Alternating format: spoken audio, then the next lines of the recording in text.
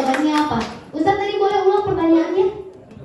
Kalau orang yang sholat berjamaah dapat 27 derajat pahala, orang yang berpuasa dapat apa? Orang yang berpuasa dapat apa? Kan tadi Ustaz ada ceramah. Ayo dijawab, silahkan Ainul pakai mic.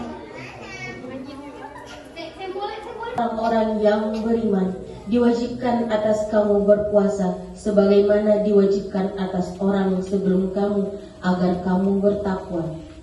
Allahul Azim. Aku Tasumu khairul lakum wa فمن تطوع خيرا فهو وعلى الذين يطيقونه فدية. Terima kasih sudah nonton. Jangan lupa like, subscribe, dan share ya.